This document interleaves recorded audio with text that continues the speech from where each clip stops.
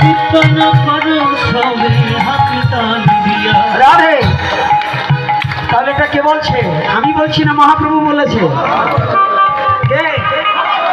তাহলে মহাপ্রভু কি সাক্ষাৎ কলির যুগের যুগ অবতার, যুগ নায়ক ভগবান শ্রীকৃষ্ণ চৈতন্য মহাপ্রভু। রাধে।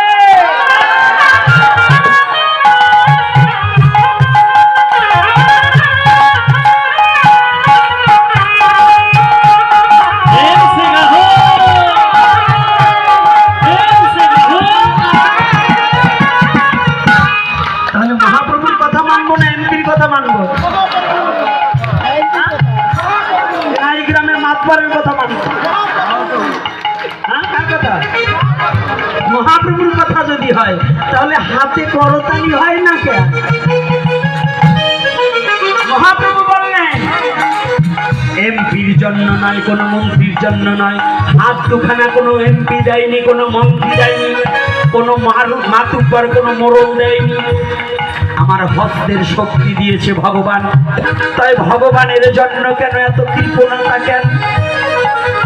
ভগবানের নাম করতে হবে উচ্চ কণ্ঠে, ভগবানের নাম করতে হবে লাফিয়ে দাপিয়ে, ভূমিকে কাঁপিয়ে।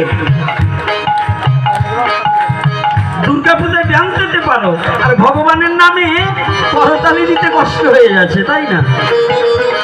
কি করবো?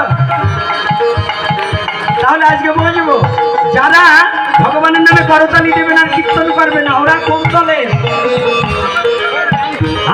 সেই দলে আমি বলবো না, পরে বলবো না, আসতেছি দাঁড়ান আপনাকে গ্রামে।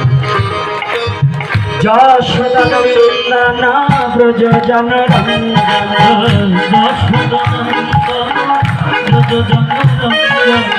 যশোদা নন্দন ব্রজ জনরঞ্জন,